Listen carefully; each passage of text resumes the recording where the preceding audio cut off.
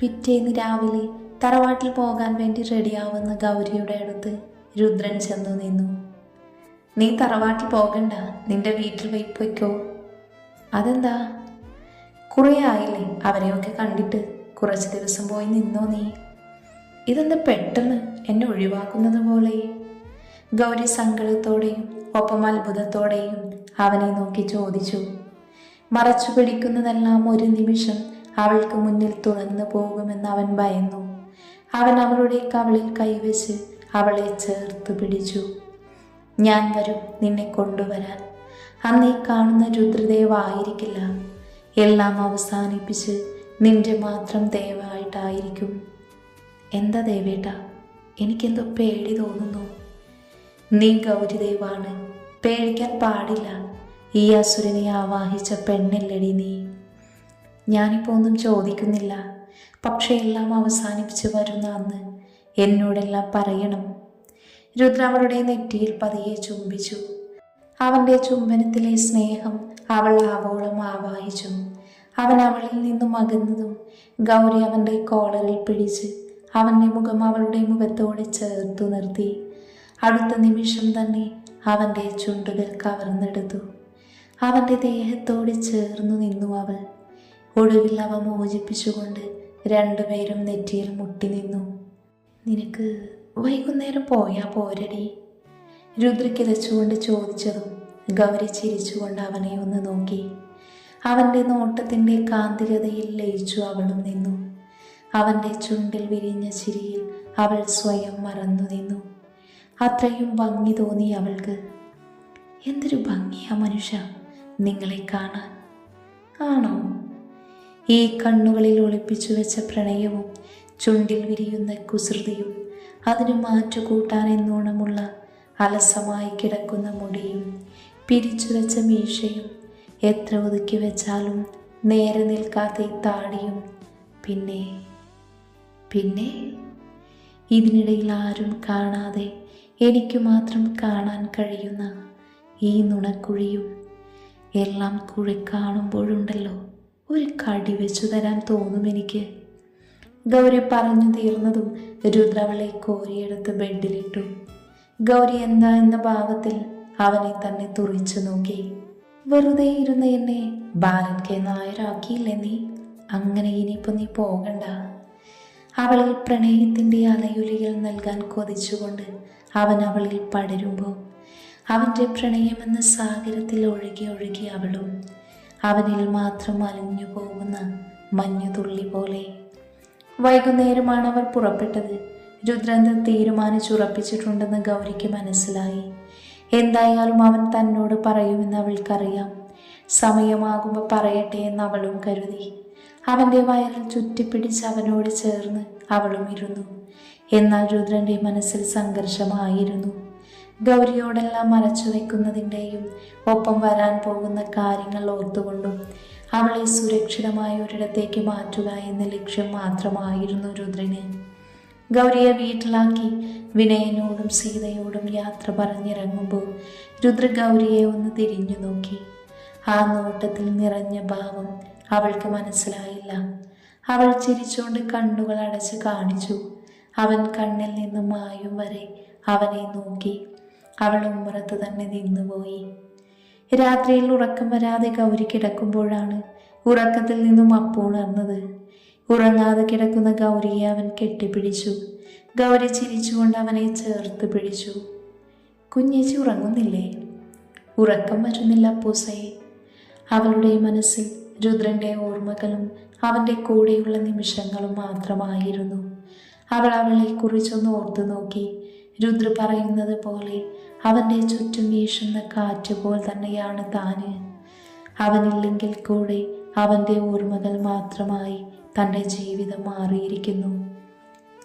രാവിലെ രുദ്രൻ്റെ ബൈക്ക് പാഞ്ഞു ചെന്നു നിന്നത് ആ ലോഡ്ജിലായിരുന്നു. ആൾക്കൂട്ടവും പോലീസും തിങ്ങി നിറഞ്ഞു. അതിനു മുന്നിൽ അവരുടെ എല്ലാം പുറകിൽ അവൻ നിന്നു. ഉടുത്തിരുന്ന മുണ്ട് മടക്കി കുത്തി മീശ പിരിച്ചു വെച്ച് അവൻ ബൈക്കിൽ ചാരി നിന്നു, ആരെയോ പ്രതീക്ഷിച്ചുകൊണ്ട്. ഏതാനും നിമിഷങ്ങൾക്കകം പോലീസിൻ്റെ പുറകിലായി നടന്നു വരുന്നവരെ അവൻ നോക്കി നിന്നുപോയി.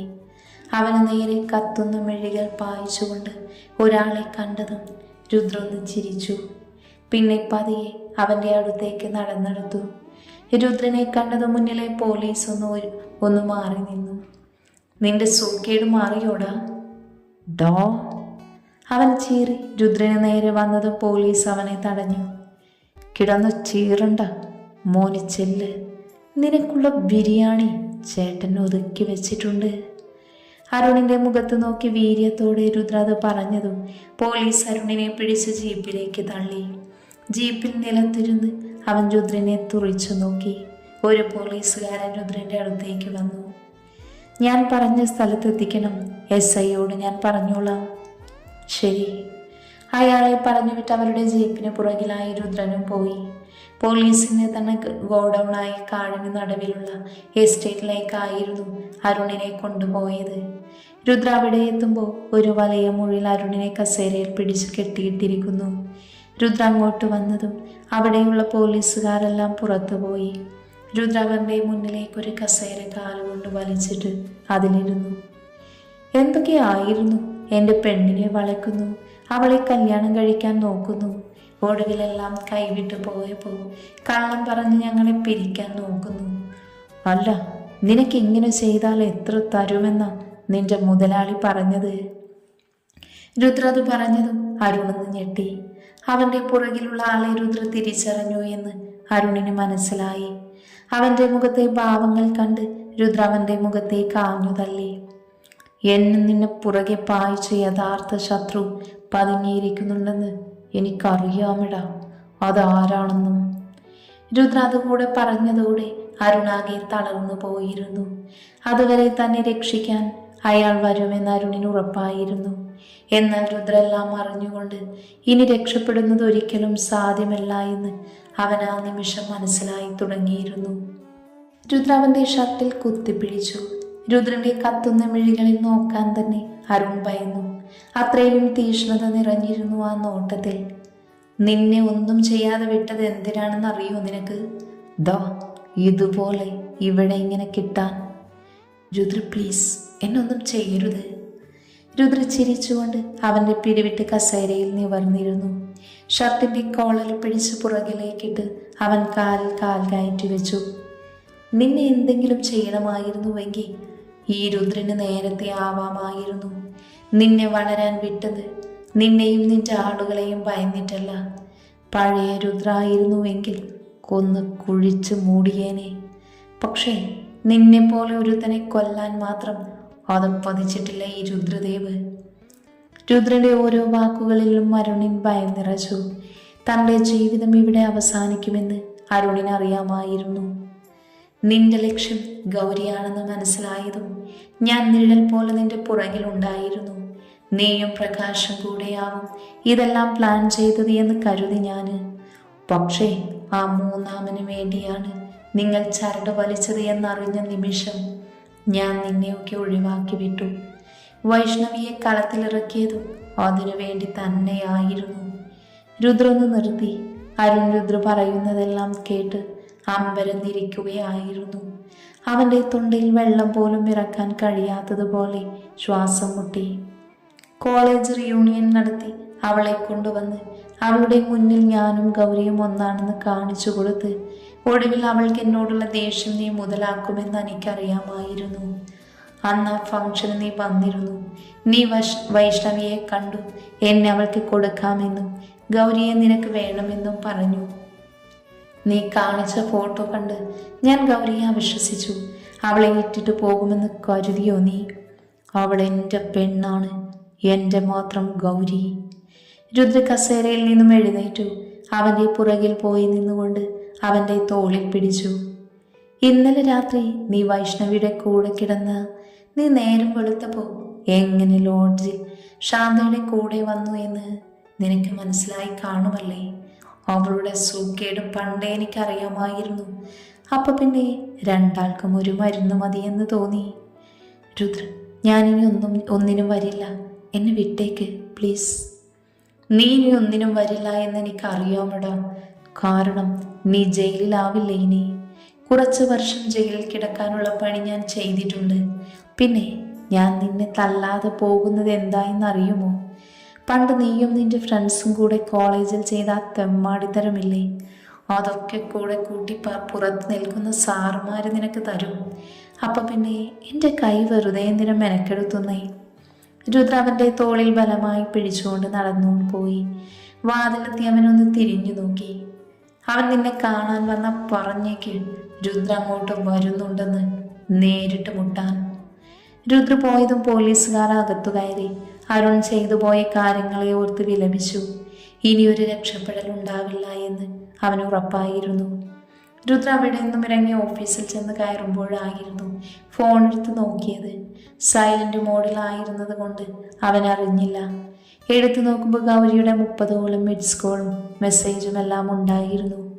അവൻ അവളെ വിളിച്ചുകൊണ്ട് അവൻ്റെ ക്യാബിനിലേക്ക് നടന്നു. എത്ര നേരമായി വിളിക്കുന്നു, എവിടെയായിരുന്നു? എടുത്തില്ലെങ്കിൽ തിരക്കിലാണെന്ന് മനസ്സിലാവില്ലേ? പിന്നെയും പിന്നെയും വിളിക്കുന്നത് എന്തിനാ? ഓ, അപ്പം ഞാൻ വിളിച്ചതാണോ പ്രശ്നം? അതെ, വെറുതെ വിളിച്ച് ശല്യം ചെയ്യാനായിട്ട്. എന്നാ ഇനി വിളിക്കില്ല, പോരെ? പറഞ്ഞു കഴിഞ്ഞതും ഗൗരി ഫോൺ കട്ട് ചെയ്തു. രുദ്ര ചിരിച്ചുകൊണ്ട് ഫോൺ മാറ്റിവെച്ചു. ഗൗരി ദേഷ്യത്തിൽ എന്തൊക്കെയോ പറഞ്ഞു. ഫോണിൽ തന്നെ നോക്കിയിരുന്നു. രുദ്ര തിരിച്ച് വിളിക്കുമെന്ന് തന്നെ അവൾ കരുതി. എന്നാൽ അവൻ വിളിച്ചില്ല. അവൾക്ക് സങ്കടം തോന്നി. ഇങ്ങോട്ടെങ്ങാനും വിളിക്കട്ടെ, ഗൗരി എടുക്കില്ല, നോക്കിക്കോ. അന്ന് മുഴുവൻ രുദ്ര വിളിക്കുമെന്ന പ്രതീക്ഷയിൽ ഗൗരി സമയം തള്ളി നീക്കി. രാത്രിയായിട്ടും രുദ്ര വിളിക്കുന്നില്ലെന്ന് കണ്ട് അവളുടെ കണ്ണുകൾ നിറഞ്ഞു. അവൾ തിരിച്ചു വിളിക്കാനും പോയില്ല. ഉറക്കം വരാതെ അവൾ കിടക്കുമ്പോഴാണ് ഫോൺ അടിച്ചത്. അവൾ വേഗം ഫോൺ എടുത്ത് നോക്കി. രുദ്രാണെന്ന് കണ്ടത് അവൾക്ക് സന്തോഷം അലതള്ളി. എങ്കിലും വാശി തോന്നി ഫോൺ എടുത്തില്ല. 2 വട്ടം ഫോൺ അടിച്ചിട്ട് കട്ടായി. 3-ാമത്തെ വട്ടവും വിളിക്കാൻ തുടങ്ങിയതും അവളുടെ വാശിയെല്ലാം എങ്ങോ പോയി. അവൾ ഫോൺ എടുത്ത് അവൻ്റെ സ്വരത്തിന് വേണ്ടി കാതോർത്തു. ഡീ പുല്ല്, നീ ഏതടുപ്പിലാണ്? എന്നെ വേണ്ടാത്തവരൊക്കെ എന്തിനാ എന്നെ അന്വേഷിക്കുന്നേ? മര്യാദയ്ക്ക് വന്ന് വാതിൽ തുറന്നതാ നീ. അതിന് ഞാൻ നിങ്ങളുടെ വീട്ടിലല്ലല്ലോ. ഞാൻ തുറക്കാൻ പറഞ്ഞതേ എൻ്റെ വീടിൻ്റെയല്ല, നിന്റെ വീടിൻ്റെയാണ്. ഗൗരി ചാടി എഴുന്നേറ്റു. ഓടി ഉമ്മറത്തെ വാതിൽ തുറന്നതും മുന്നിൽ നിൽക്കുന്ന രുദ്രനെ കണ്ട് അവൾക്ക് സന്തോഷം തോന്നി. അവൻ്റെ അടുത്തേക്ക് നീങ്ങിയതും രുദ്ര അവളുടെ കയ്യിൽ പിടിച്ചു വലിച്ചുകൊണ്ട് ഇരുട്ട് നിറഞ്ഞ ഭാഗത്തേക്ക് കൊണ്ടുപോയി. അവളെ ചുമരിൽ ചേർത്തു നിർത്തി അവളുടെ ചുണ്ടുകൾ കവർന്നു. പെട്ടെന്നുണ്ടായി അവൻ്റെ പ്രവൃത്തിയിൽ ഞെട്ടി ഗൗരി ബലമായി അവൻ്റെ പിടിയിൽ നിന്നും കുതറി മാറി. എന്തതേ വേണ്ട? ഗൗരിയുടെ ചുണ്ടിൽ വിരൽ ചേർത്ത് അവൻ മിണ്ടരുതെന്ന് കാണിച്ചു. അവൻ്റെ ഹൃദയത്തിലെ പ്രണയം ഏറ്റുവാങ്ങാൻ അവൾ തയ്യാറായിരുന്നു. അവളുടെ ചുണ്ടുകൾ വിരൽ കൊണ്ട് തഴുകി അവൻ അവളുടെ മുഖത്തോട് മുഖം ചേർത്തു. നീയില്ലാതൊരു നിമിഷം പോലും കഴിയാൻ എനിക്ക് സാധ്യമല്ല ഗൗരി. നിന്റെ ഈ ശ്വാസം എപ്പോഴും എന്നിൽ വീശണം. ഈ ഗൗരി ഈ ദേവിന് സ്വന്തമല്ലേ? ശ്വാസം മാത്രമല്ല, എന്നിലെ ഓരോ അണുവിലും ഈ അസുരന്റെ നാമമാണ്. അവളുടെ കണ്ണുകളിൽ നോക്കി രുദ്ര നിന്നു. താൻ നൽകിയ പ്രണയത്തിൻ്റെ എത്രയോ മടങ്ങ് പ്രണയം ഇന്ന് അവളിൽ ഉണ്ടെന്ന് അവന് തോന്നി. അത്രയും അവൾ തന്നെ സ്നേഹിക്കുന്നു. നീ എൻ്റെ ആ പെണ്ണി, എൻ്റെ മാത്രം, ഈ അസുരൻ്റെ മാത്രം പെണ്ണ് ഗൗരിദേവ്. രുദ്ര അവളുടെ കഴുത്തിൽ മുഖം പൂഴ്ത്തിയതും ഗൗരി പിടഞ്ഞുകൊണ്ട് അവൻ്റെ മുടിയിൽ പിടിച്ചു. അവൻ്റെ കൈകൾ ടോപ്പിനുള്ളിലൂടെ അവളുടെ നഗ്നമായ വയറിൽ തൊട്ടതും അവളുടെ ശരീരം തളർന്നു. ഒടുവിൽ അവൻ്റെ ചുംബനം കഴുത്തിൽ നിന്നും ഇറങ്ങിയതും ഗൗരി അവൻ്റെ മുഖം പിടിച്ചു വെച്ചു. എന്താ വിളിച്ചിട്ട് ഫോൺ എടുക്കാഞ്ഞേ? അതൊക്കെ പിന്നെ പറയാം പെണ്ണേ. രുദ്ര അവളുടെ പിടിവിട്ട് വീണ്ടും അടുക്കാൻ നിന്നതും ഉമ്മറത്ത് ലൈറ്റ് വീണിരുന്നു. അവർ പരുങ്ങിക്കൊണ്ട് വേഗം അകന്നു മാറി. വിനയൻ ഉമ്മറത്ത് വന്നതും രുദ്രൻ അവരെ നോക്കി ഒന്ന് ചിരിച്ചു. ഹാ, മോനായിരുന്നു. ഞാൻ വാതിൽ തുറന്ന് കണ്ടപ്പോൾ എന്താ ഇവിടെ തന്നെ നിന്നേ? അകത്തു വാ. ആ, വരാം. വിനയൻ അവനെ അകത്തോട്ട് വിളിച്ചുകൊണ്ട് പോയി. അവരുടെ പുറകിലുള്ള ഗൗരിയെ രുദ്ര പതിയെ തിരിഞ്ഞു നോക്കി. ഗൗരി അവനെ തുറിച്ചു നോക്കിയതും രുദ്ര ചിരിച്ചുകൊണ്ട് തലതിരിച്ചു. മോളെ, പോയി കുടിക്കാൻ എന്തെങ്കിലും എടുക്ക്. ഗൗരി തലയാട്ടി അടുക്കളയിൽ പോയി. വിനയനും രുദ്രനും സംസാരിക്കുന്നത് ഗൗരി കേട്ടു നിന്നു. കുറച്ചു കഴിഞ്ഞ് അവർ ചായ കൊണ്ട് ഹാളിൽ ചെല്ലുമ്പോൾ സീതയും അവിടെ ഉണ്ടായിരുന്നു. കുറച്ചു നേരം അവരെല്ലാവരും സംസാരിച്ചു. ഇനി നാളെയല്ലേ പോകുന്നേ? അല്ല അച്ഛാ, പോയിട്ട് കാര്യമുണ്ട്. ഞാനിതിലെ പോയപ്പോ ചുമ്മാ. വിനയൻ സീതയെ ഇടം കണ്ടിട്ടൊന്ന് നോക്കി. അവർ ഗൗരിയുടെ മുറിയിൽ ഉറങ്ങുന്ന അപ്പുവിനെ എടുത്ത് അവരുടെ മുറിയിൽ കിടത്തി. പിന്നെ വിനയനും അവരെ തനിച്ചാക്കി മുറിയിൽ പോയി. വിനയൻ പോയതും ഗൗരി അവനെ ദേഷ്യത്തിൽ നോക്കി മുറിയിൽ പോയിരുന്നു. അവളുടെ പുറകിൽ രുദ്ര ചെന്നതും ഗൗരി തിരിഞ്ഞു നിന്നു.